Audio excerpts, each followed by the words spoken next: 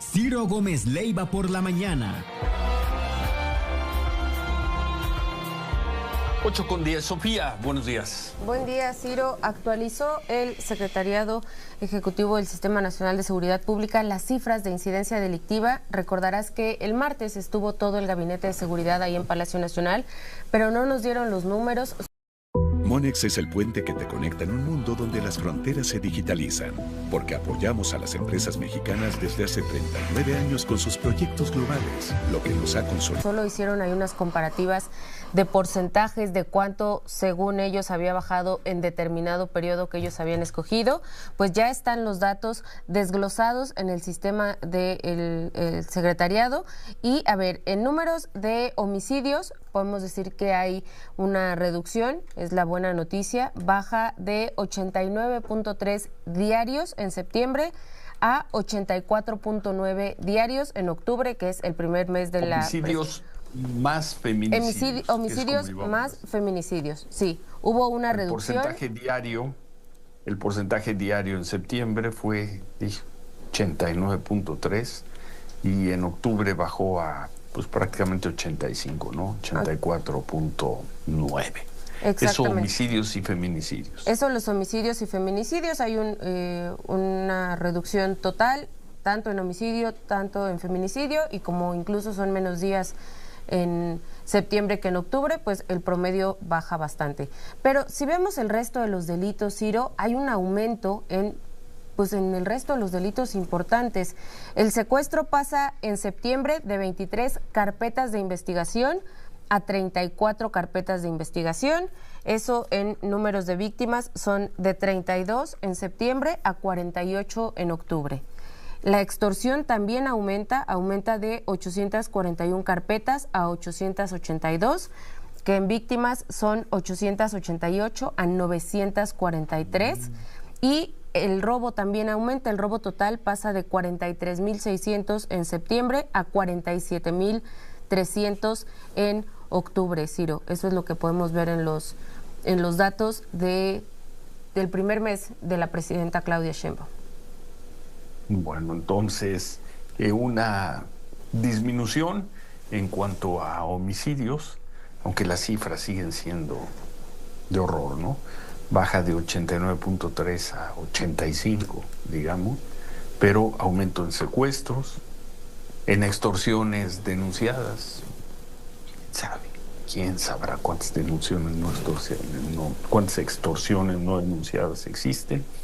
Y además aumentó el robo. En fin, cifras que todavía hay que cargarle fundamentalmente a la administración de Andrés Manuel López Obrador, aunque en el registro, pues ni hablar, así es esto, en el registro corresponden ya al nuevo gobierno, Manuel. Ya es correcto, Ciro, sí, ya efectivamente, porque ya son datos de octubre, o sea, ya son en todo caso la carpeta que decía Sofía para secuestros de 34, ahí queda como su primera cifra, digamos que ese es su saque, 84.9 homicidios porcentualmente por cada día en cada uno de los días de octubre. Ese es el saque, Ciro, las extorsiones, el número de carpetas y el número de afectados y el número de muertos o de robos, mejor dicho, pues ese es el saque. Y con eso habrá que comenzar a hacer estadística. Ellos la seguirán haciendo con los altos números del 18. Bueno, pues ellos seguirán intentando distraer de alguna forma la estadística o que se vea menos dura. Pero pues esta es la realidad, Ciro. Esto es lo que se vivió en el mes de octubre de este 2024, Ciro.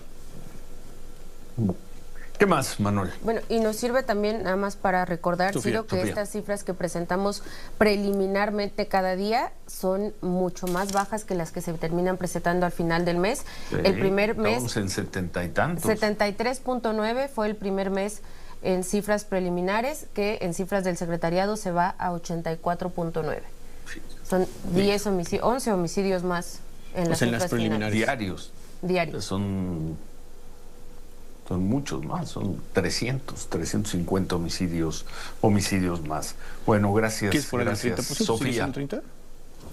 Más o menos, ¿no? Sí. Estamos hablando, Ciro, más o menos del 30%, ¿no? De subregistro, no sé si de subregistro, pero a lo mejor sí de datos que se van aclarando ya al final del periodo. Que no es un subregistro, ¿no? Por eso siempre decimos información preliminar. Preliminar, ¿no? La que dan día con día y sabemos que se ajusta. que esa cifra se ajusta ya con el dato que da, dato condensado de la Secretaría. Bueno, ¿qué más? Imágenes, Ciro, que ya podemos ver en este momento desde Río de Janeiro. Acá han comenzado los trabajos también allá. A ver si podemos ver un poquito de la imagen en vivo. Ahí había estado platicando ya Lula da Silva. Sigue hablando Luis Ignacio Lula da Silva, el presidente de Brasil. Ahí está dándole la bienvenida a todos los líderes de las naciones. La podemos ver, la podemos escuchar. Por no sé si le estén mandando con... Quitan la transmisión. Bueno, vamos a verlo un poquito más adelante entonces, pero pues ahí ya estábamos viendo los previos justamente de la señal y bueno, pues cómo llegan todos. Un saludo, por cierto, muy fraternal, Ciro, que tiene que ver, por ejemplo, con Macron y el presidente Milei. Ahí estuvieron platicando un poco mientras se saludaban, por supuesto. Ahí estaba también, pues por supuesto, la presidenta Sheinbaum, todos tomando su lugar, el presidente Xi Jinping muy callado. Ahí está, mira, ahí está junto a Trudeau. Junto a Trudeau le tocó sentarse. Entonces, bueno, pues ahora sí pueden platicar. Como socios comerciales. Pues socios comerciales, pero se ve que no tienen mucho de qué hablar. Allá atrás está el señor Blinken, ¿no? Blinken, sí, Anthony Blinken, sí, efectivamente, porque por ahí cerca también, junto a Biden quedó Macron, Ciro, entonces pues por ahí deben de andar también, todos cerquita platicando, pero mira nada más, los amigos, los socios ni platican, bueno, pues han de tener muchas cosas que preparar. Está leyendo su discurso. Sí, está leyendo su discurso. Y unas bebidas ahí sofisticadas, esos envases que les pusieron. Sí, pues sí, sus refrescos allá, los sudamericanos, ¿cómo se llama? Que son muy coloridos, botella con agua, Ciro. Sí, una botella con agua, una cosa así, ¿no? Puede ser botellas de agua. Pero así, a juzgar por esa imagen, una gran química y una gran simpatía. Sí, no se ve que haya, el señor Trudeau. Para que luego no se anden acelerando allá en presidencia. No la hay. Bueno,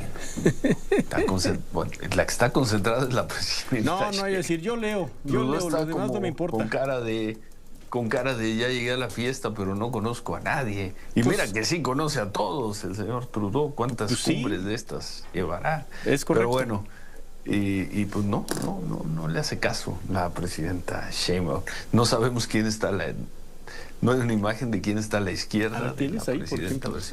A ver quién está de pero un quien lado esté, otro, pues ¿no? Tampoco. A lo mejor es Milei. Pues en una de esas no levanta la vista del texto que tiene la presidenta, porque el que tiene a la izquierda es Milei. Pero, bueno, ¿qué más?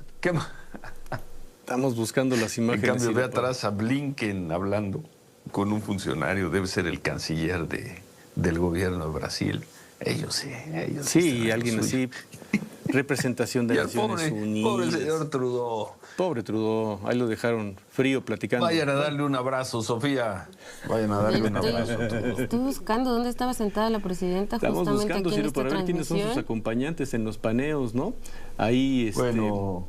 Pero bueno, pues vamos a ir a pausa, Ciro, vamos a ir a pausa y vamos a regresar. Oye, como diría Monreal, un saludo con solidaridad sincera. Con solidaridad sincera.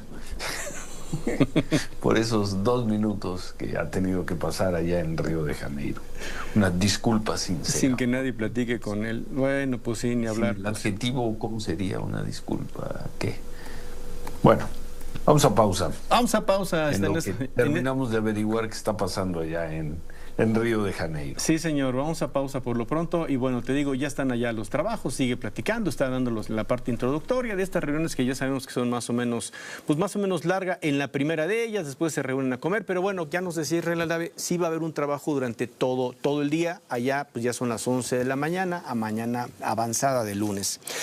@Ciro Gómez. Luego nos están escribiendo, nos dicen, ¿y como por qué no habría de saludar la presidenta Sheinbaum al premier Trudeau? No, yo creo que está concentrada la presidenta preparando su texto. A lo mejor le toca ser de las primeras oradoras.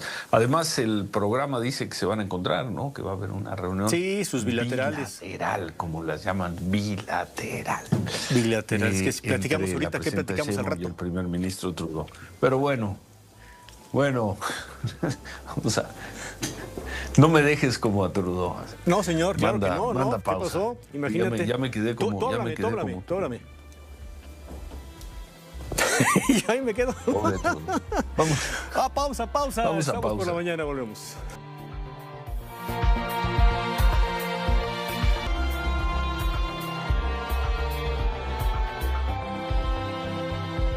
8:25, Santiago Taboada, buenos días. ¿Por dónde empezamos, Santiago? Tenemos las cifras de violencia que acaba de dar a conocer, la incidencia delictiva que acaba de dar a conocer el secretario de Seguridad Pública. No sé qué tan discrepantes sean de las que tienes tú. Esa discusión rara de la semana pasada de si había fracasado o no la estrategia de abrazos o no balazos. Tenemos la cumbre en Río de Janeiro. ¿Por dónde quieres comenzar? Tenemos el tema del presupuesto, lo que pasó la semana pasada en la CNDH, el episodio de Ricardo Monreal. Te toca elegir, tienes varias cartas ahí.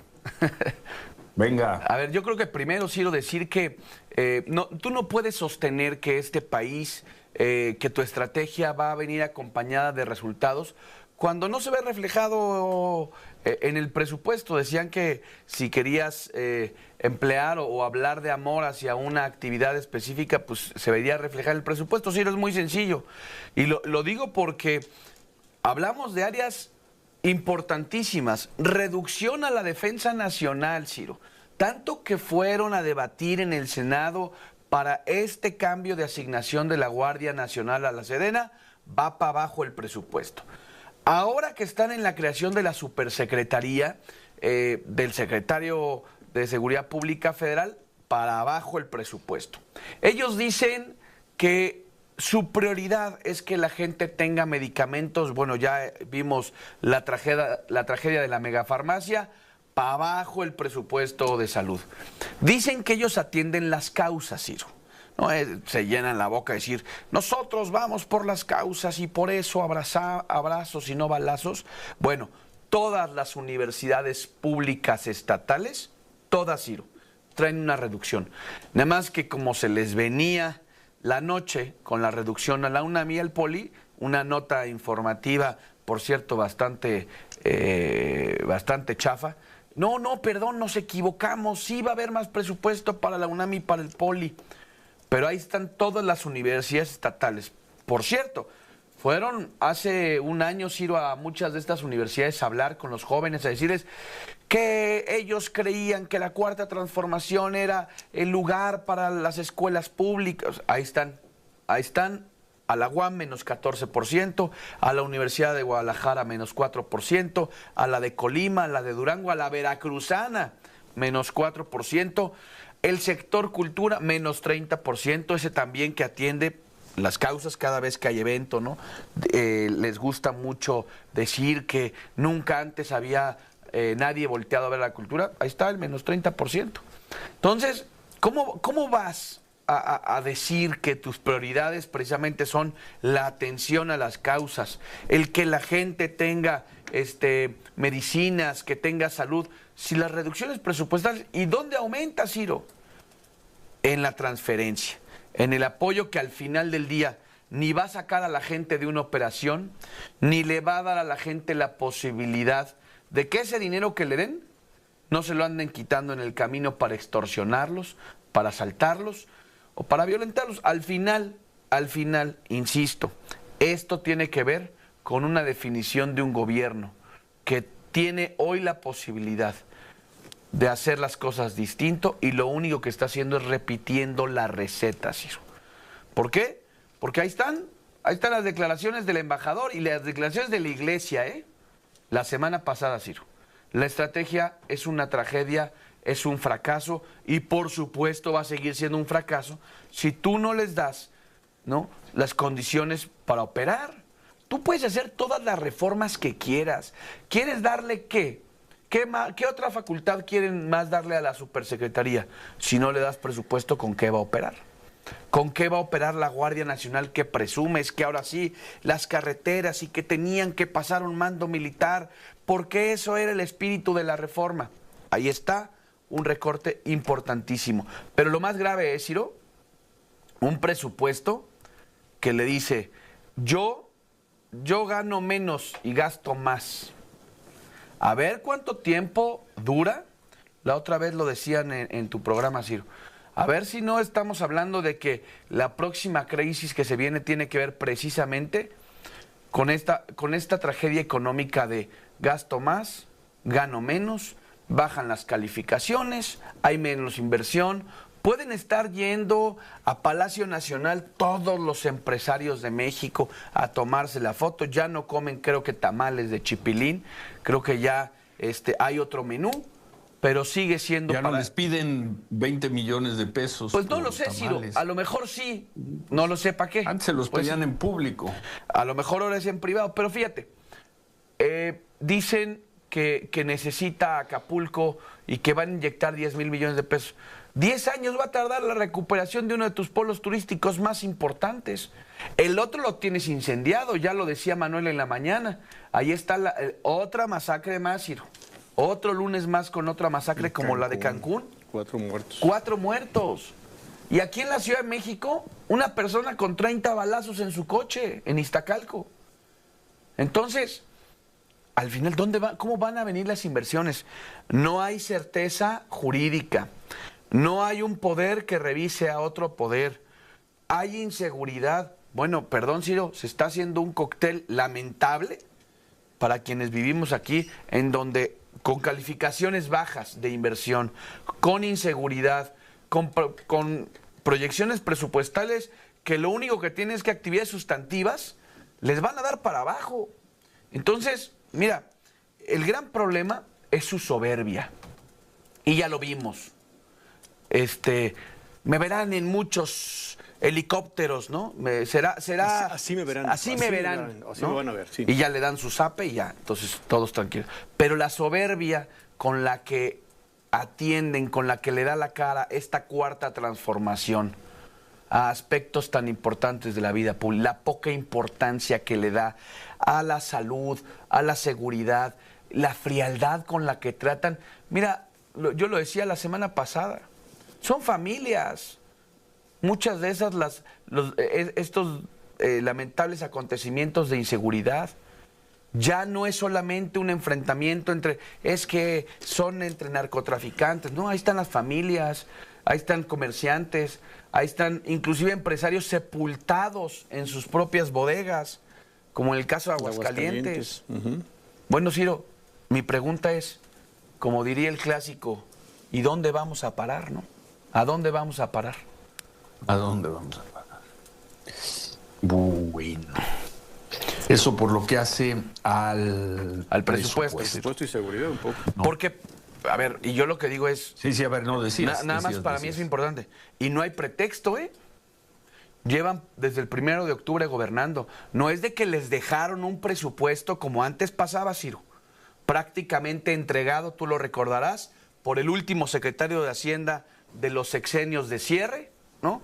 Y pues tenían el pretexto de decir, bueno, es que el proyecto de presupuesto yo no lo entregué, bueno, pues es que ya me lo trajeron prácticamente con la inercia presupuestal y prácticamente con toda la anticipación, con todo el tiempo que tuvo este gobierno para evaluar la situación de este país y poder decir, vamos a apostarle a que en este país haya inversión, a que en este país vamos a reforzar el tema de seguridad, pero no solamente si lo tiene que ver con las secretarías de Seguridad Pública Nacional, tiene que ver con los recursos que le dan a los estados. Por eso los estados siguen siendo una tragedia, porque no les dan ni para la gasolina de las patrullas, Ciro. Con un detalle más, el secretario de Hacienda anterior es el mismo de ahora, ¿eh? Por supuesto. Es el que hizo el presupuesto. Por supuesto, bueno, en este caso fue el mismo, pero se acabaron los pretextos. Sí, claro.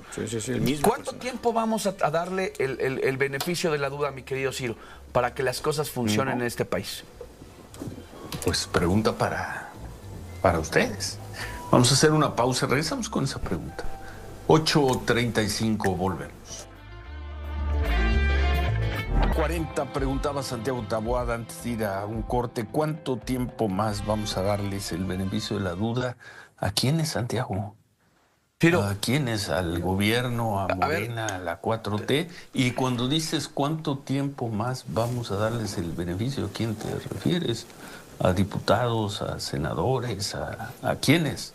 No, Ciro, bueno, primero, nada más por último, porque nos ganó el corte, aprovechando que está en el G20, decirle a la presidenta que el recorte al 40% al medio ambiente, aprovechando que está por allá, pues qué opinión le merece, ¿no? Porque ahorita van a dar un discurso muy bonito y seguramente mañana será motivo de muchas primeras planas y miren el liderazgo de México en el G20. Pues sí, pero nada más que el presupuesto Semarnat, Ciro, todo el tema que tiene que ver con manejo de agua, trae el 40% menos. Y por supuesto yo decía, porque siempre cuando se arranca un gobierno, todo mundo dice, oigan, denle el beneficio de la duda. Oigan, están entrando, tienen 2 días en el gobierno, tienen 30 días en el gobierno. Bueno, Ciro, ya vamos prácticamente a cerrar este año y pues nada más no veo porque pues patrullas incendiadas, ejecutados, Guerrero es un polvorín, ya la iglesia, ya el mejor amigo de López Obrador, Ken Salazar, ya salió a decirle, no, pues no éramos ni tan amigos, ¿eh? Tan es así que usted no quiso recibir el apoyo para corregir el problema de la inseguridad en México. Entonces, ese es el asunto, Ciro. Yo lo he dicho desde el día 1 que me hiciste favor de invitarme a esta mesa. Aquí al final, todo lo que han venido construyendo y muchos de estos programas ya tendrían que tener resultados evidentes. Ya se les dieron 6 años. Este es un segundo piso, Ciro. Es decir, con los mismos pilares con los que construyó Andrés Manuel, pues tendrían que estar dando resultados en esta continuidad de gobierno. Me parece que no hay tiempo para que esperar de sus resultados en materia de economía. Dicen que está muy bien. Hace rato tú comentabas, Ciro, que el Mundial, que ves muy bien lo que va a pasar en el Mundial. Híjole, pero ¿en dónde, Ciro? ¿Le van a pedir piso? No. Si van a poner una pantalla enorme en la plaza de Chilpancingo para que la gente pueda acercarse al Mundial. ¿O qué va a pasar si algún equipo que juegue en este país lo invitan, por ejemplo, a Culiacán? Por poner un ejemplo. Eso no va a ocurrir. A ver, precisión, y ahora sí que por alusiones. Yo dije, qué bueno que está trabajando para el Mundial, para que al rato no tengamos un desorden también por el Mundial. Qué bueno que está trabajando, qué bueno. Y qué buena la fiesta, siempre que haya fiesta, nosotros la celebraremos. Yo también, Ciro, ¿no? Porque aparte, qué como bueno, tú decías, no hay nada que nos celebrar parece, con esta selección, así que sea la organización lo que valga la pena. Esa ya es otra historia, pero yo te decía, ¿cuánto tiempo vamos a darles el beneficio de la duda? Mira lo que pasó la semana pasada con el tema de la Comisión Nacional de los Derechos Humanos y ve la arrogancia de los personajes. No sé si tuve oportunidad el fin de semana de ver algunas entrevistas. Qué cosa cuando escuchas a los Gutiérrez Luna, Fernández Noroña, la arrogancia y se las vamos a volver a hacer y no les vamos a allanar el camino y apréndanlo, derecha conservadora y son golpistas, siguen hablando que hay un hablando de golpismo cuando tienen golpista, así que ¿quiénes le van a dar beneficio de la duda? Pues hoy ni siquiera hay esa posibilidad, al menos en los espacios de toma de decisión. No, en los espacios donde las cosas se pueden ganar por votos, como sería el Congreso. No, a ver, yo ahí te lo digo, y tú lo dices bien, su soberbia. Pusieron a la de las peores calificaciones. Pusieron, como decía Jorge Triano, un compañero ex legislador, pusieron a la más burra del salón, a la que sacó peores calificaciones, Ciro. Y claro, yo no me creo este cuento de que solo de Palenque toman las decisiones. Por supuesto que no, Ciro. Aquí hubo una decisión y una determinación de que les convenía estar con una persona que lo único que ha hecho, en lugar de defender a las víctimas, es defender al gobierno.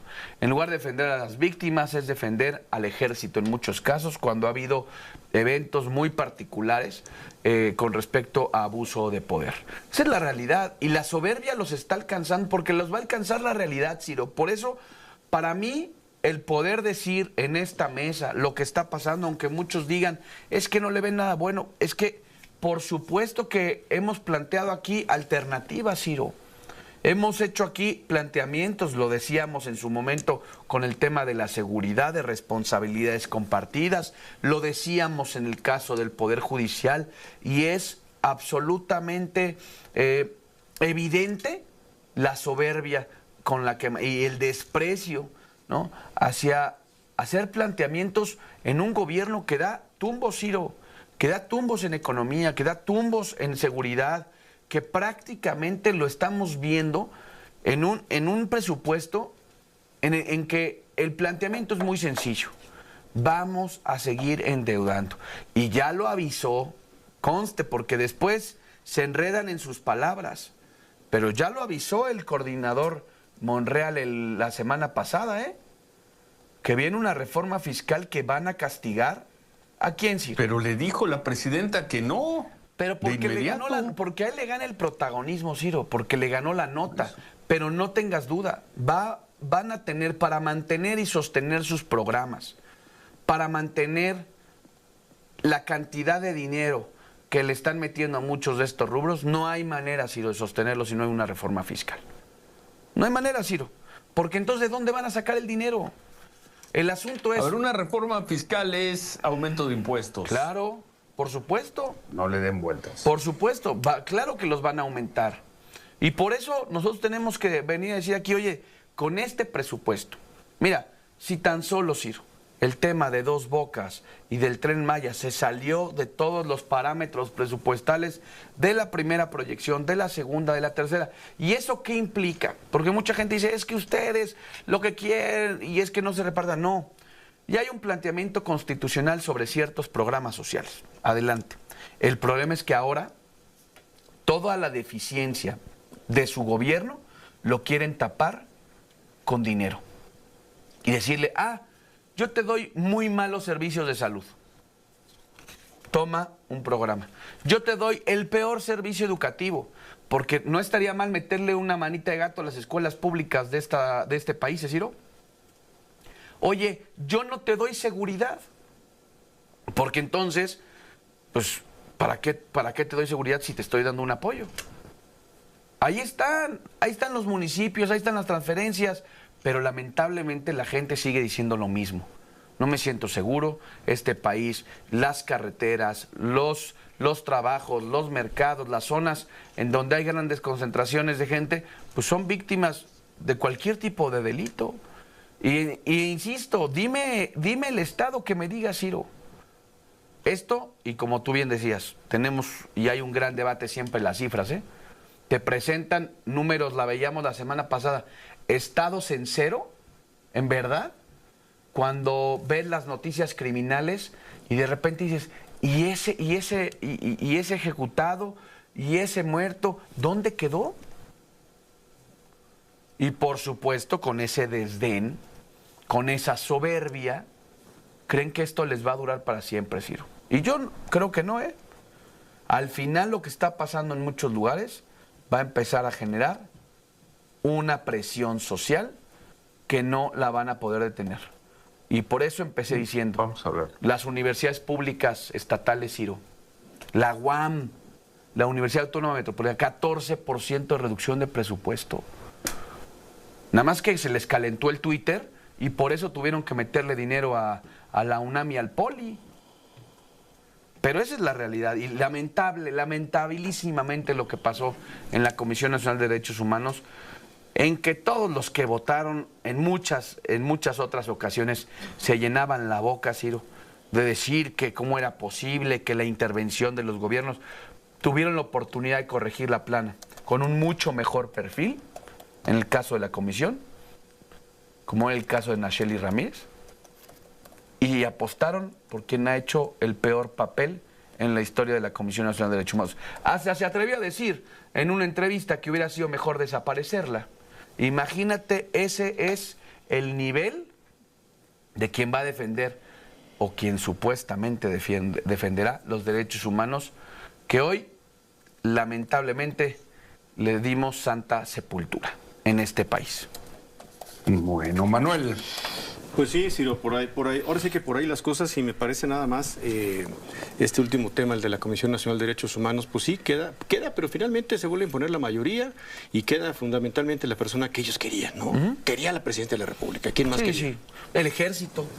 El Ejército, por ejemplo, pues es el más cómodo también con una Comisión Nacional de Derechos Humanos que no, que no tenga absolutamente ningún tipo de recomendaciones o de fuerza o de incomodidad, ¿no? Porque aquí acuérdate que entre más servil es más funcional.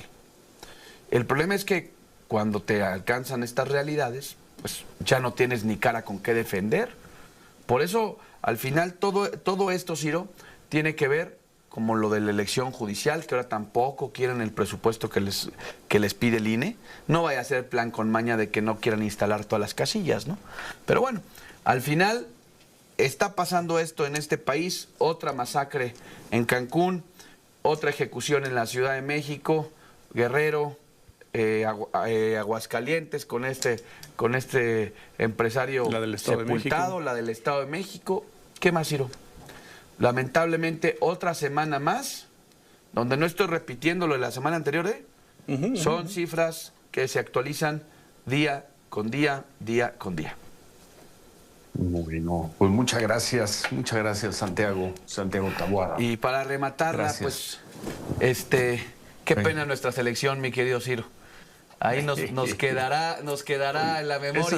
Esa sí no es culpa de la 4T. Esa sí no es culpa. ¿Sabes qué pasa? La selección juega peor desde que le pusieron esa playera, color vino. Vino morena. Vino morena. Entonces, vino morena. Imagínate, hasta eso lo echaron a perder, mi querido Ciro. También es cierto. Bueno, pues muchas gracias Santiago Taboada. Gracias. Pero tienen una blanca muy bonita que casi no usan. No, es que no son los colores del oficialismo, entonces. Ya hasta eso nos impusieron. Muy bien. Bueno, ¿qué más, Manuel, antes de ir a pausa? Bueno, pues imagínate cómo está la cosa. Y me imagino que ahí tiene tanto. Ya llegó el pareja López, Ciro, y le toca como en una hora, más o menos, ¿no? Pero no lo dejamos entrar, Ciro, no lo dejamos entrar, nada más lo saludamos. ¿Es feriado? Es feriado. Es que él quiere hablar del Vasco Aguirre. Hoy creo que juega, además, juega mañana, ¿no? El partido de vuelta. Es el de regreso en Toluca, efectivamente. Ha de querer hablar de los vaqueros que juegan al rato, para distraer. Bueno, pues vámonos a pausa. Muchas gracias por sus comentarios. Vamos a ir de regreso, sí, vamos a ir a Río de Janeiro. Y muchas gracias por los comentarios también. Recibí, lo tocamos más adelante, sobre el tema de Venezuela. Y hoy hago una referencia en el periódico Excelsior de que más allá de que la reunión del G20 es otra cosa, hay un tema de política exterior que este gobierno prefiere voltear para otro lado, que es el tema venezolano. Lo digo porque siguen pasando los días, México ya no le pide nada a la dictadura de Maduro, ya no le pide que muestre actas, que muestre los documentos con los que inventa que ganó una elección, sino que ahí se vivió una represión terrible después de una elección. Y ayer la presidenta Sheinbaum, antes de subirse al avión e irse a Río de Janeiro, dijo que México trabaja para construir la paz. Impecable frase. Sí, entendemos que es la paz en todos lados, en todas partes, en todo el mundo, y que en ese mundo también hay un lugar que se llama Venezuela.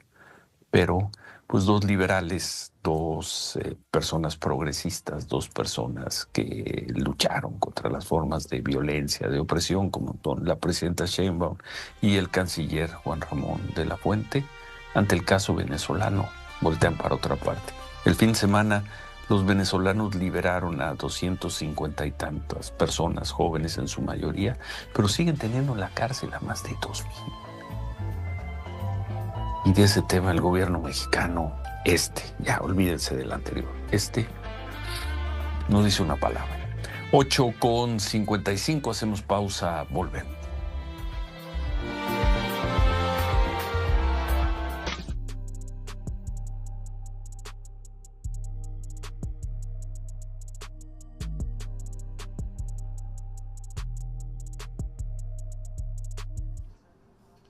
Si no apareciese en este vídeo, nadie se fijaría en Elvira, mucho menos valorarían su labor. A sus 72 años lleva 15 barriendo las calles de Ciudad de México. En teoría trabaja para el gobierno capitalino, pero está subcontratada por otra empresa que cada año cambia de nombre para ahorrarse pagar la antigüedad a sus trabajadores.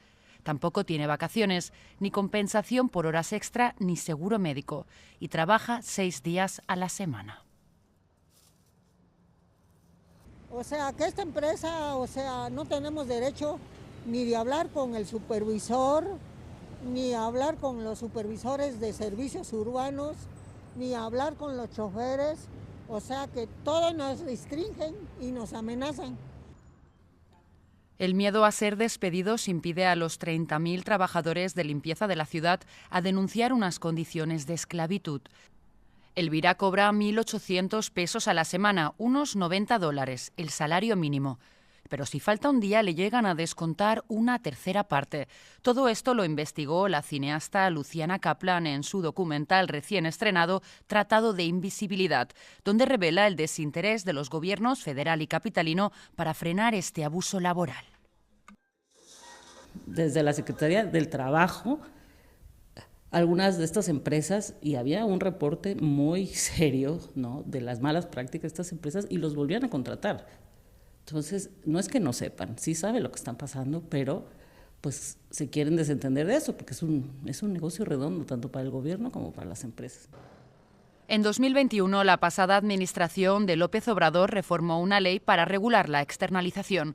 Sin embargo, esa subcontratación se sigue dando, incluso por parte de instituciones públicas. Eso favorece que en México todavía haya más de la mitad de trabajadores en la informalidad y una cuarta parte de ocupados en situación precaria. La coordinadora de la organización Viego para Latinoamérica, Tania Espinosa, considera que esta regulación tuvo una escasa implementación. Sí es más difícil que antes esta simulación, pero todavía es posible porque con sus abogados, con sus abogadas logran darle vuelta a la ley y ahorrarse estos costos de cualquier manera, y quien lo termina pagando de cualquier forma son las personas trabajadoras. Para las limpiadoras de la capital mexicana, el acoso es laboral y también sexual. Varias de las compañeras de Elvira han sufrido intentos de violación por parte de transeúntes. Todas se enfrentan a diario violencia y desprecio. Hay gente muy agresiva. Nos insultan, nos dicen que somos mugrosos, que somos, ¿cómo les decir? Nos agreden con palabras antisonantes. Nos ven como si fuéramos, ¿qué cosa? Y al contrario, nosotros barremos, nosotros le limpiamos. Gracias a nosotros, a veces la ciudad está limpia. Trabajadoras invisibles que por primera vez alzan la voz para exigir un trato digno. No solo en el caso de las limpiadoras, sino en general en México han empeorado las condiciones y derechos laborales en el último año. Así lo indica el índice anual de la Confederación Sindical Internacional, que ha bajado la valoración de México en materia de trabajo.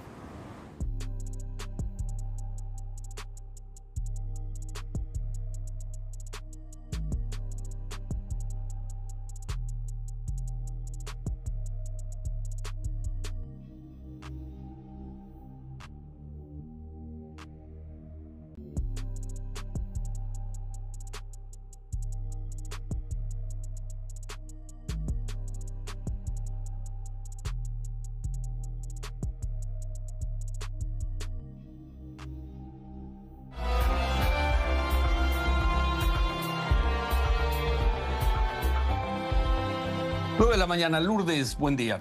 Ciro, buenos días. Esta es la información. Hasta esta mañana se han inscrito 2.400 personas interesadas en ser juez, magistrado o ministro en la Cámara de Senadores, mientras que ante la Suprema Corte de Justicia se han registrado 135 personas. El plazo para el registro de los interesados termina el 24 de noviembre. La presidenta Claudia Sheinbaum participa en los trabajos de los líderes del G20 en Río de Janeiro. Hoy estará en 2 mesas, la del lanzamiento de la Alianza Global contra el Hambre y la Pobreza y en la de reforma de la gobernanza global. Además, se prevé que durante el día tenga, entre otras reuniones bilaterales, con el presidente de Brasil, Lula da Silva, con los presidentes de Francia y Corea del Sur. Cada día de octubre se registraron 85 homicidios dolosos y feminicidios, una reducción comparada con los 89 asesinatos registrados en septiembre, de acuerdo con las cifras oficiales de incidencia delictiva publicadas por el Secretariado Ejecutivo del Sistema Nacional de Seguridad Pública. Según estas cifras, en el primer mes del gobierno de Claudia Sheinbaum fueron asesinadas 2.634 personas. Se registraron aumentos en los delitos de secuestro, extorsión y robo. 220 personas fueron asesinadas este fin de semana en México, de acuerdo con cifras preliminares publicadas esta madrugada por la Secretaría de Seguridad y Protección Ciudadana. En estos momentos el dólar interbancario se cotiza en 20 pesos con 38 centavos. 20:38. Vamos a ir de regreso en unos momentos a Río de Janeiro. Tenemos más información. Decíamos al comenzar el programa, ahora vamos a hacer un reporte, Manuel Peregrino. Esta semana, el sábado o el domingo, ahora nos va a precisar, termina el plazo para que los interesados, las personas interesadas en participar, en presentarse como aspirantes a candidatos, ya sea a ministros de la Corte, a jueces federales, a magistrados federales, tienen de plazo hasta finales de esta semana, de acuerdo con la información que han dado los organizadores y que nos aquí puntualizó el martes Arturo Saldívar. Mañana se lo vamos a volver a presentar. El proyecto obliga, las condiciones, la normatividad obliga a que haya más de, creo que eran 5,100 aspirantes por cada uno de los 3 poderes que proponen. El Poder Judicial va a proponer a un número de candidatos a jueces, ministros y magistrados. El Poder Legislativo hará lo propio, el Poder Ejecutivo hará lo propio. Se necesitaban 5,000 aspirantes por cada uno de los poderes, pero estamos viendo que el que mejor va, el legislativo, no llega ni a la mitad y queda una semana. En cambio, en el Poder Judicial se han registrado 135 personas de 5,000, de más de 5,000 que se requerirían. Es tan pobre, es tan bajo el interés para participar en este comentadísimo, discutido, polémico proceso de selección de jueces y magistrados. Vamos a regresar con los datos precisos ahora que volvamos de la pausa, y vamos a ver si podemos hablar con Roberto Gil. ¿En qué va su trámite? Que ya no se había hecho, es que no es fácil poder registrarse. Tendremos esa información.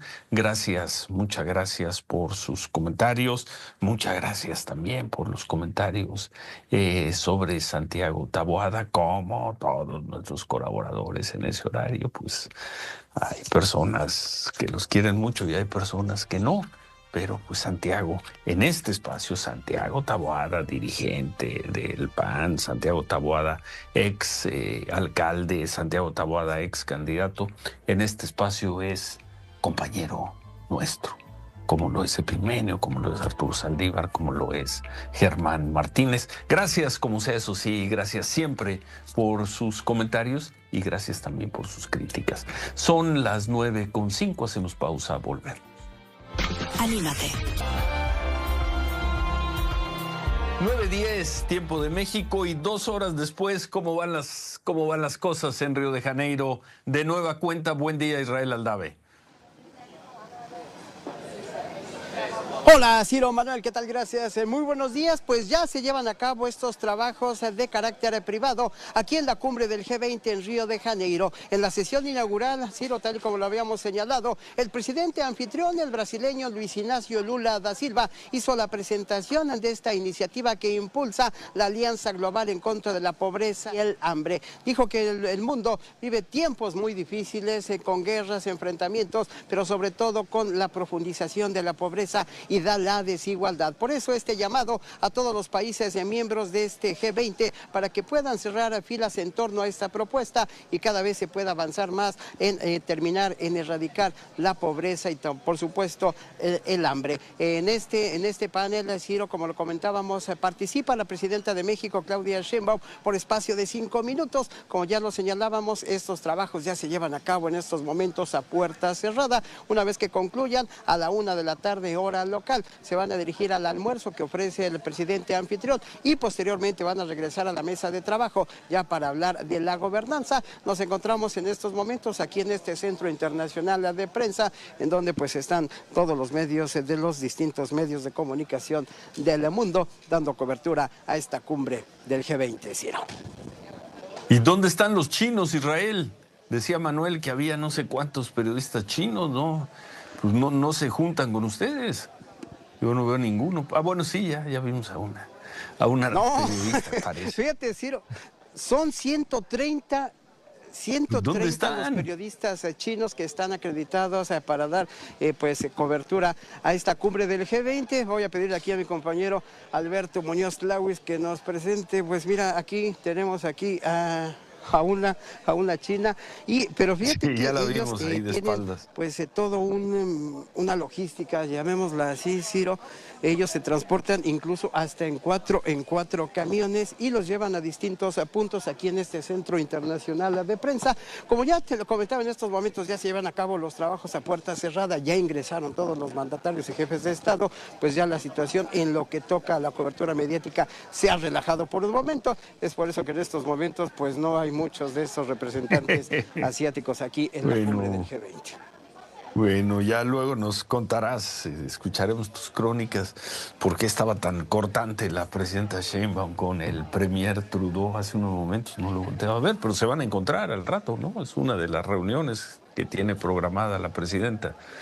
Mira, no lo volteaba a ver y el señor Trudeau, pues como que tenía ganas de que le hicieran plática, pero pues no. Al menos en esos minutos no lo consiguió Israel. Sí, Ciro, por supuesto, vamos a estar muy pendientes de lo que ocurra en este almuerzo privado que, como te lo comentaba, es la oportunidad para que todos los jefes de Estado y de Gobierno pues se saluden por lo menos de manera informal, ya que no hay reuniones bilaterales o las que no están programadas. En este almuerzo es cuando se saludan. Vamos a estar muy pendientes ahí de captar las imágenes de cómo saluda, entre otros, la presidenta de la República al primer ministro canadiense. Gracias Israel, buen día. Gracias. Continuamos pendientes, Ciro, gracias, muy buenos días. Manuel. Conste que mi fuente es el propio Israel Aldave, 130 periodistas, nos dijo hace ratito, 130 periodistas. Yo no veía ninguno, chinos. Estaba buscando, pero sí estaba ahí una mujer, no sé si era reportera o conductora, seguramente. Y en la sala de prensa hay otra buena cantidad. Pues me imagino, 130, si los ves. Si los notas, ¿no? Claro, es un país de... ¿Cuántos son? Ayúdenos en la redacción. ¿Cuántos son los chinos? Millones 1.200 millones, 1.100, 1.300 millones. Ahora nos actualizan el dato. Son como 8 veces nosotros, 8 o 9 veces nos ganan en población. 1.500 millones, y ahora sí que 1.500 millones de chinos. No, entonces casi 11 a 1. ¿no? Sí, 10 a 1. 130 por acá. 10 a 1. Bueno, pues se entiende que manden más periodistas. ¿Qué más? Bueno, mira, pendiente, Ciro, porque el próximo domingo, el día 24 de noviembre, es el plazo para que las personas interesadas, hombres, mujeres, especialistas en la materia, se registren como integrantes, si es que ellos quieren participar, por lo pronto en la elección del primer domingo de junio, si es que el INE no dice otra cosa, si es que el presupuesto le alcanza. Mira, para ser en todo caso jueces o juezas de distrito, para ser magistrados o magistradas del Tribunal Colegiado de Circuito, para ser magistrado o magistrada del Tribunal Colegiado de Apelación o para ser ministro o ministra de la Suprema Corte de Justicia de la Nación. Todos los días, en horas de la tarde, hay que recordar que las personas interesadas, como lo hemos platicado con Roberto Gil, se pueden registrar ante uno de 3 o ante los 3 si quisieran la presidencia de la República. Se pueden registrar ante el Congreso de la Unión a través del Senado de la República o a través de la Suprema Corte de Justicia de la Nación. Punto aparte, el sitio, Ciro, que tiene especializado la Suprema Corte de Justicia de la Nación te permite ver todos los días en las tardes, cuántas personas se registran para cada uno de estos cargos. Por ejemplo, simplemente el cargo más reciente o el día más reciente, el viernes de la semana pasada se registraron 33 personas, ¿no? Se registraron 19 para jueces o juezas, 12 para magistrados o magistradas, 1 para magistrado o magistrada del Tribunal Colegiado y 1 para ministro de la Corte. Pero ese es un solo día. ¿Cuántas personas se han registrado por cada uno de estos poderes? Bueno, se han registrado ante la Suprema Corte de Justicia de la Nación hasta el viernes de la semana pasada, el registro está comenzando ahorita otra vez, es de 135 personas. La verdad son bien pocas, Ciro, 135 personas. El Senado... De 5,000 y tantas. Sí, no ahora si me das chance vamos para allá porque creo que podemos proyectar un poquito la urgencia en la que va a entrar esta... Nos dijo además, acuérdate que nos dijo el ministro Saldívar la semana pasada, necesitamos miles. Necesitamos miles de candidatos. Sale. El Senado de la República actualizó la cifra al viernes de la semana pasada de 2,432 candidatos. Muy a diferencia de la Corte, no sabemos cuántos candidatos están registrados para qué posición. Cuántos para jueces, cuántos para magistrados y cuántos para ministros de la Corte. No lo sabemos, no lo informan. Y la Presidencia de la República lo que nos ha dicho es que está revisando el dato para que lo podamos tener. No conocemos el dato de cuántas personas se han registrado ante la Presidencia de la República. Si tú sumas una con otra, te están dando más o menos unas 2,600 personas, no más, y tú lo dices bien, Ciro, de acuerdo con información que necesita cada uno de estos poderes y que podría registrar entre candidatos a la Corte, Sala Superior, salas regionales, tribunales o la Suprema Corte, se requerirían más o menos un mínimo de 5,400 candidatos por cada poder, Entonces, yo creo, me da la impresión, Ciro, que de aquí a fines de la semana que estamos empezando, no importa que sea día inhábil, pues va a ser bien complicado que reúnan los candidatos necesarios, ¿no? Quizá por eso vimos el fin de semana pasado, apenas el que terminó, a Luisa María Alcalde en alguna asamblea en un punto de la República, diciendo a la militancia, regístrense, pero no es así, Ciro. Tienen que ser especialistas, tienen que ser mínimo abogados. Y con todo lo que ya nos platicó Roberto Gil, que está, por cierto, en la línea telefónica, tiene que ver, por ejemplo, con la complejidad que es registrarse ante uno de los poderes, que es la Presidencia de la República. Ya lo había logrado Roberto Gil. Ya lo había logrado, sí. Por la vía del legislativo, ¿no? Del legislativo, no, efectivamente. Quería hacerlo por la vía del Ejecutivo. Del Ejecutivo. En una de las dos ya lo había logrado y la otra está pendiente. Si quieres, platicamos con él de una vez, porque esto se ve medio cuesta arriba, aunque nos queda un minuto. Si quieres, lo hacemos después del corte para escuchar con atención a Roberto. Pero este es el panorama, Ciro. Puedo esperar Roberto y darnos testimonio de lo que está viviendo él sí tomó en serio esta invitación de la reforma al Poder Judicial, ya se registró, ya es aspirante, uno de los 2,400 por más el o Poder menos Legislativo. Y a ver si lo logró también por el Poder Ejecutivo. Lo escuchamos regresando del corte. Sí, señor. Manuel. Sí, por lo pronto hacemos una pausa, estamos por la mañana. Gracias por todos sus comentarios. @ Ciro Gómez L, cuenta de X, Facebook, Instagram y Threads, Ciro Gómez Leiva. En nuestro canal de YouTube, Ciro Gómez Leiva Oficial, por X y TikTok, @Radio_Fórmula, por Facebook, Radio Fórmula, Instagram y Threads, Radio Fórmula, por YouTube, nuestro canal también de Grupo Fórmula y en radioformula.com.mx para que nos visiten. Nos quiere llamar 55 52 79 22 91. Hacemos una pausa. Estamos por la mañana, volvemos. 9:25 y ahora sí, Roberto Gil, buenos días. Lograste ya registrarte también como aspirante a ministro de la Suprema Corte por el Poder Ejecutivo. Nos hiciste la crónica la semana pasada de los trabajos que pasaste para lograrlo por el Poder Legislativo, pero que lo ibas a intentar también por el Ejecutivo. ¿Cómo vas por ahí, Roberto? Buen día. Buen día, Ciro. Buen día, Manuel. Hola, Roberto. Ya también concluí el proceso por el Ejecutivo. Estoy inscrito en los dos comités de evaluación. Son procesos muy parecidos, aunque hay algunas diferencias en cuanto a la documentación que uno y otro exige. Por ejemplo, el Poder Legislativo exige acreditar 5 años de experiencia en el ejercicio práctico de la profesión con una serie de documentos, como por ejemplo, ya lo decíamos la semana pasada, recibos honorarios, sentencias, etcétera, pero había un problema técnico en cuanto a la capacidad del sistema para albergar toda esa información. Era muy difícil poder subir toda esa información. Había que bajar la calidad de las digitalizaciones, en fin. Entiendo que se fue corrigiendo en el camino la semana pasada. En el caso del Poder Ejecutivo hay un poco más de capacidad y los requisitos documentales son un poco más laxos. No se exige con tanto detalle como sucedió en el Poder Legislativo.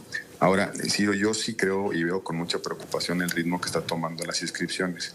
Hay 881 cargos en disputa para este próximo domingo, primer domingo de junio del 2025.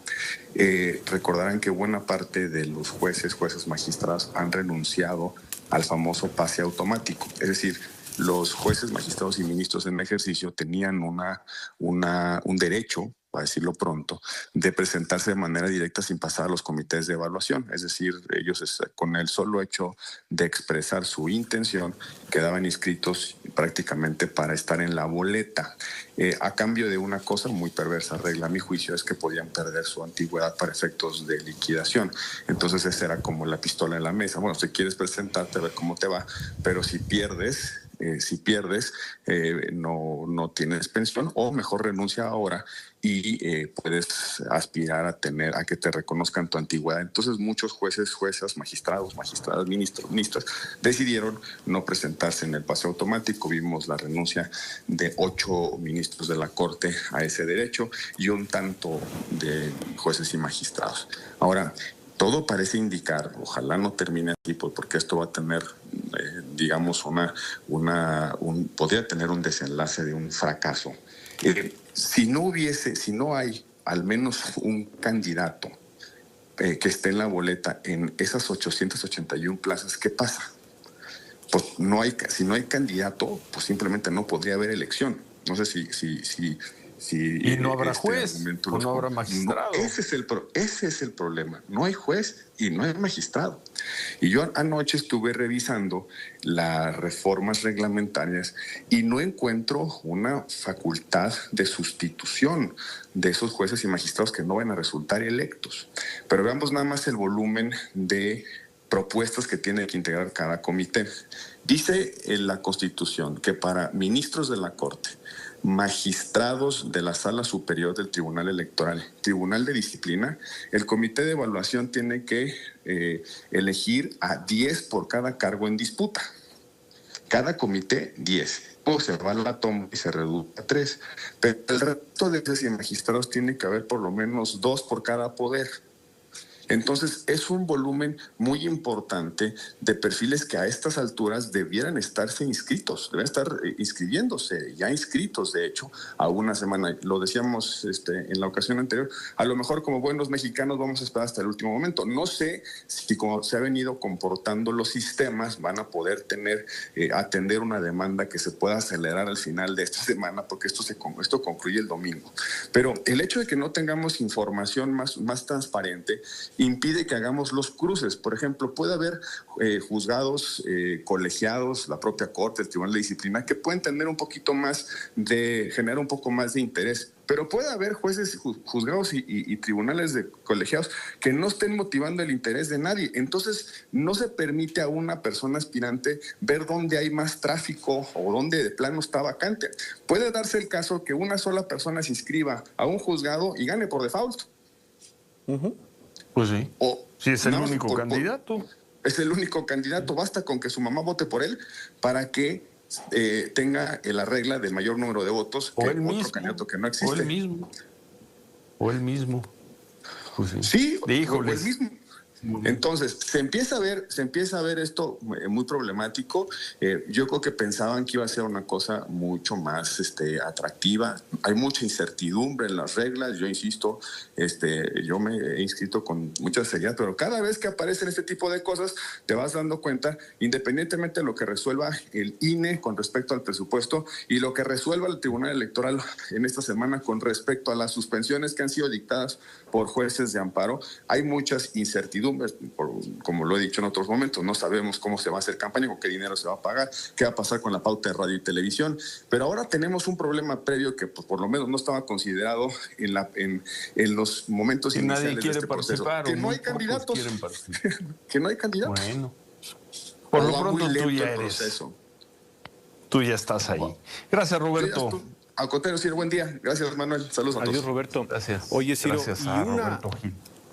Una cosa adicional, porque por ejemplo, lo decías al inicio, Roberto se registra por 2 de los 3 poderes. Entonces, él está registrado... Comités de los 2. Por 2 de los 3 poderes. Entonces, él está registrado por la Presidencia de la República y es uno de los 2.432 candidatos. Es decir, no Pero estamos también hablando... es uno de los...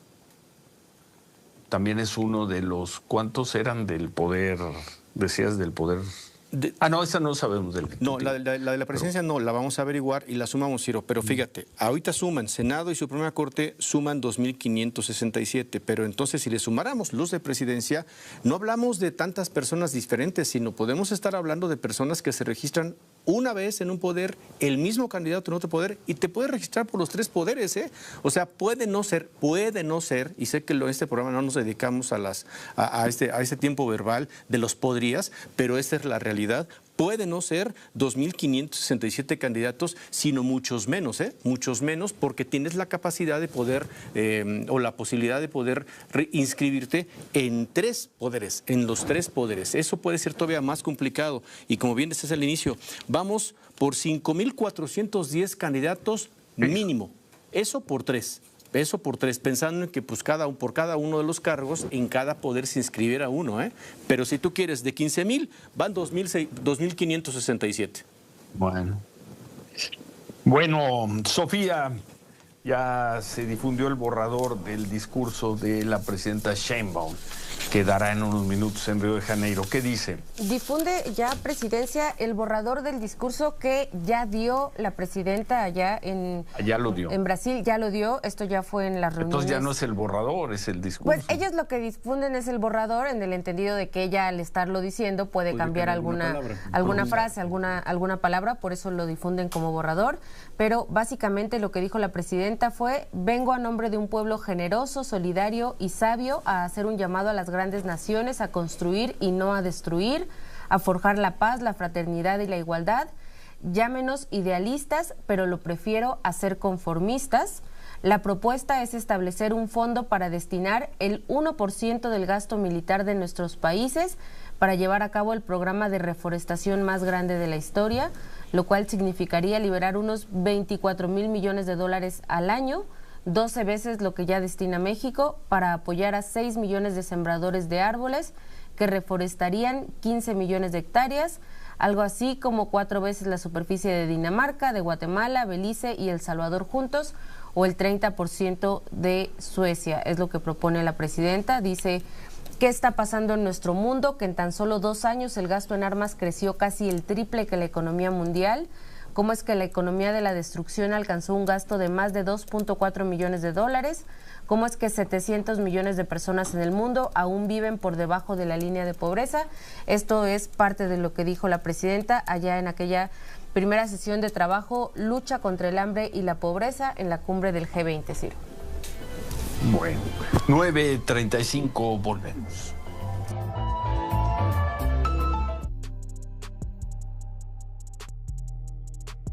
De Willy Colón y Rubén Blades, y escuchamos este disco específicamente porque según la revista Rolling Stone, este disco, Siembra de 1978, ocupa el lugar número 1 de una lista de los 50 mejores discos de salsa de la historia. Esto de acuerdo con la revista Rolling Stone. Ellos aclaran que están tomando en cuenta los discos de los años 60 hasta la actualidad, que no toman en cuenta el mambo, por ejemplo, de los años 50, pero bueno, en toda esta lista está este primer disco, donde está Willy Colón y Rubén Blades. Sin embargo, bueno, hay otros discos donde ya está Willy Colón con otros colaboradores, o Rubén Blades con otros cantantes, y así nos vamos. Está, por supuesto, ya había Celia Cruz. Siembra, ¿te acuerdas? Hace como un año había sido considerado el mejor disco de la historia de la música en español. Creo que tú presentaste esa justo, lista, Ciro. no recuerdo quién era. Sí, de los no, mejores. Le había ganado. Sí. Ajá, justamente, bueno, ahora es el disco número 1, de acuerdo con la revista Rolling Stone, tomando en cuenta de los mejores 50 discos de la historia, de los años 60 a la actualidad. Así en es el que... género De salsa. ¿Qué? ¿Afroantillano, salsa, qué es? Salsa. Lo de salsa. Sí. ¿Cuál está en segundo, tercero o cuarto? En segundo lugar, por ejemplo, está Eddie Palmieri con el disco Azúcar Pa' Ti de 1965. El número 3 lo ocupa Héctor Lavoe con Comedia de 1978. En el lugar número 4, Cheo Feliciano con el disco Cheo de 1971. Y así varios cantantes, Ciro, que pues ocupan la diferentes época lugares. de oro de la salsa. Exactamente. La época de oro. Sí, exactamente. Es los 70s y los 80s. A ver, síguele el 5. El 5 es Johnny Pacheco y Celia Cruz con su disco Celia y Johnny de 1974. En el sexto está Oscar de León y su Salsa Mayor de 1978. Y así nos podemos ir, Ciro. En el séptimo, la Sonora Ponceña y de 1976. Pero llega al 10. En el 8, Ray Barreto con Indestructible del 73. Todos, las figuras del salsa. Sí, el Gran Combo, Aquí no se sienta nadie, de 1979. Y en el décimo lugar de esta lista de 50 es Fruco y sus Tesos, con el disco El Grande de 1975. Bueno, muy bien. Gracias Lourdes. Marco. Gracias, Ciro. Marco Silva, a ver, Marco Silva, ahora que se siente aquí, ya sabes, en el 1, 2, 3, 4, le vamos a dar 2 para que esté listo, compañero. Adelante, señor Silva. Ciro, la semana pasada presentabas vía Jaime Anchustegui, pues, estadística que pone en evidencia, digamos, la efectividad de ciertas obras que fueron muy importantes para la actual administración y que se convierten en una herencia para, perdón, hablaba de la anterior administración, la del presidente López Obrador, y que se convierten en una herencia para la que corre, que es la de Claudia Sheinbaum. En sintonía con eso que presentaron, escogí, Ciro, ahora que estamos hablando de presupuestos y de dineros que entran y salen, 3 obras para saber cómo les va a ir en dinero el próximo año, según la propuesta que presentó la Secretaría de Hacienda el viernes por la mañana. Y empiezo con el Tren Maya. Ya hablaban la semana pasada de que el promedio de cada viaje del Tren Maya es de 6 personas. Bueno, a pesar de eso, le van a dar más de 40,000 millones de pesos. Este Tren Maya es una caldera, Ciro, es decir, sigue tomando y absorbiendo presupuesto, dinero público todos los años. En este que está por terminar, 2024, el Instituto Mexicano para la Competitividad estimó el sobrecosto del proyecto en 228%, es decir, pasó de 156,000 a 500,000 millones de pesos y le siguen dando básicamente para que preste su servicio de transporte y para que se le provea de suministros y provisiones para construcción y fortalecimiento de la infraestructura. ¿Qué significa eso? Significa que necesita dinero para caminar y que necesita dinero para completar la ruta porque es una obra que está inacabada. La segunda obra, el Aeropuerto Internacional Felipe Ángeles, también ya lo comentabas, es un aeropuerto que pues está moviendo muy pocos pasajeros, que está abajo de su operación o la que planteaba el proyecto original. También va a recibir 924 millones de pesos. Me llama particularmente la atención porque 2 veces durante este año, en junio y hace apenas unas semanas, ya estando en noviembre, su director, Isidro Pastor, decía que ya eran autosuficientes, que ya no necesitaban recursos fiscales para operar. Bueno, si uno analiza la propuesta de presupuesto, todavía requiere de la cobija presupuestal del gobierno, todavía necesita de ayuda y por eso está pidiendo 924 millones de pesos, que es una tercera parte de lo que necesita para cubrir sus gastos. Y el tercer ejemplo, que creo que es uno de los más representativos, Mexicana de Aviación, ya comentaban que tiene el 0.4% de los vuelos comerciales nacionales, 0.4%, y a pesar de eso va a recibir 1,100, o se propone que reciba 1,140 millones de pesos. El próximo mes cumple un año en operación y pues básicamente atenernos a lo que plantea justamente este Instituto Mexicano para la Competitividad, que lo resumo en una frase: si un proyecto no es rentable económicamente, podría serlo desde el punto de vista social. No aplica para ninguno de estos 3 ejemplos, ni para el Tren Maya, ni para el AIFA, ni para Mexicana de Aviación.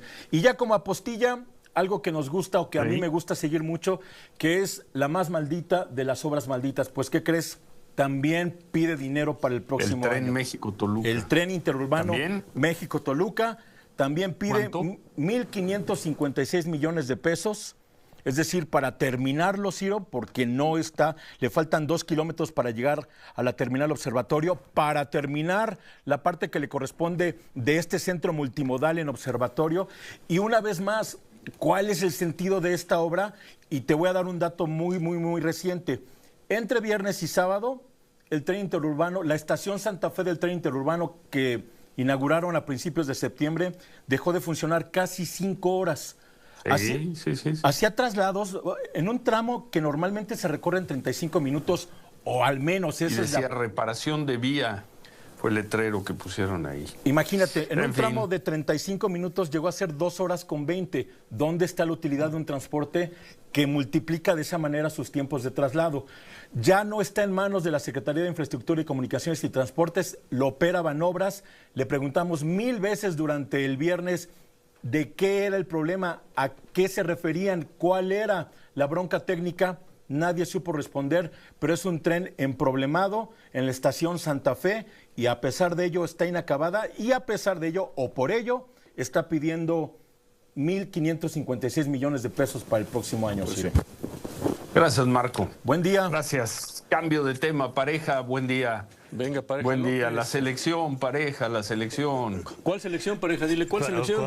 ¿Cuál selección? ¿Cuál? ¿Dónde está? Pues la única que tenemos. Ciro, por la mañana, buenos días, Manolito, buenos días, Sofi, buenos días a todos.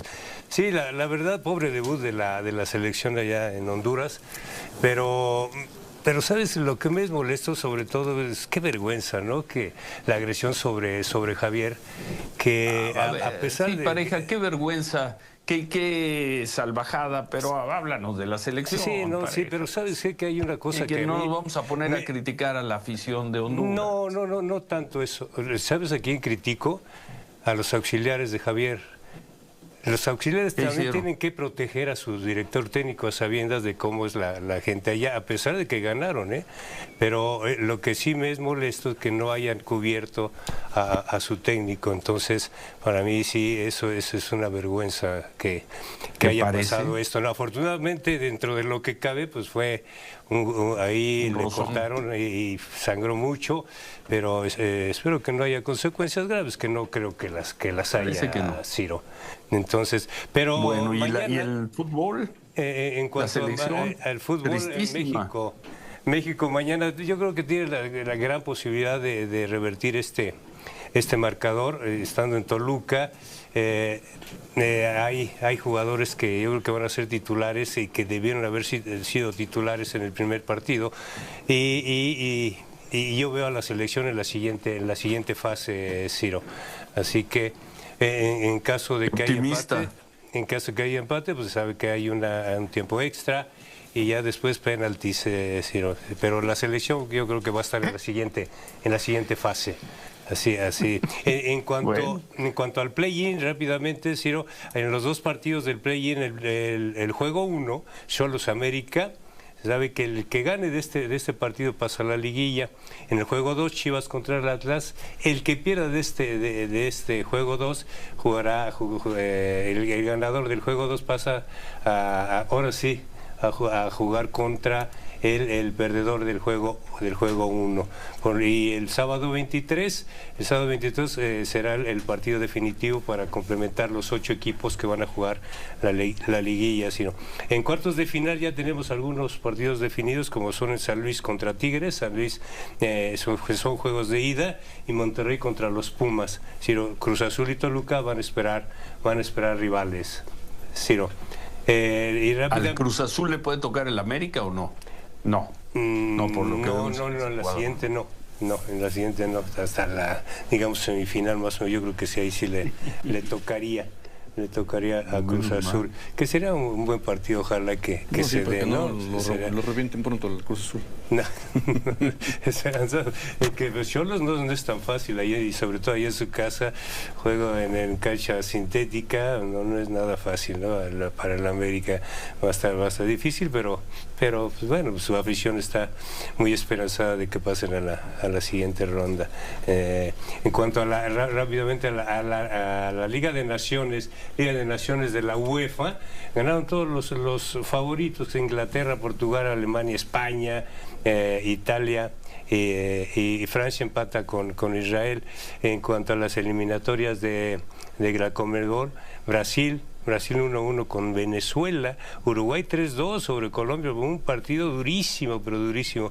Paraguay le gana a Argentina 2-1, Ecuador 4-0 a Bolivia y Perú 0-0 con Chile 0. En el tenis, el italiano Yannick Sinner derrota 6-4 y 6-4 al estadounidense Taylor Fritz, y es el mejor tenista del año, Ciro. Bueno, tu pronóstico ya oímos el de la selección, para el play-in. Yo creo que van a ganar 2-0 y se van a ir a un tiempo extra, se va la selección, y en el play-in pasan América. América va a ganar el primer partido, el juego 1, y en el siguiente Chivas también pasa. ¿Sí, no? América Chivas. América Chivas. Bueno, ya veremos. Estás muy confiado, Pareja. Sí, la verdad sí. Sí. Ojalá sí. Pues, además va la fácil el Pareja, ¿no? Va con la selección, con el América y con las Chivas. Se me hace que no le pierde. Pero pues no será la primera vez. No será la primera vez, Pareja. ¿Tú jugaste en Honduras? Sí, varias veces. Y durísimo. Es duro. San Pedro Sula. Sí, pero cuando tienes a la gente atrás a pocos metros la verdad es muy peligroso. Y si juegas allá en su capital, en Tegucigalpa, pues ahí en el estadio, pues ahí está la pista esta que te cubre porque está muy lejos. Y acá estaba muy cerca, la verdad, y aventarle una lata, imagínate, si le hubiera dado en la parte frontal a Javier, hubiera sido otra cosa. Esperemos que eso ya no pase. Aquí se debe hacer notar, hacer sentir la afición en Toluca. Creo que es una buena afición. Gracias. Y van a apoyar mucho a la selección mexicana. Ciro. Gracias, Pareja. Gracias a ustedes. Un abrazo, Ciro. Gracias al equipo por la mañana. Se quedan con Marco Regil. Buen inicio de semana. Pásela.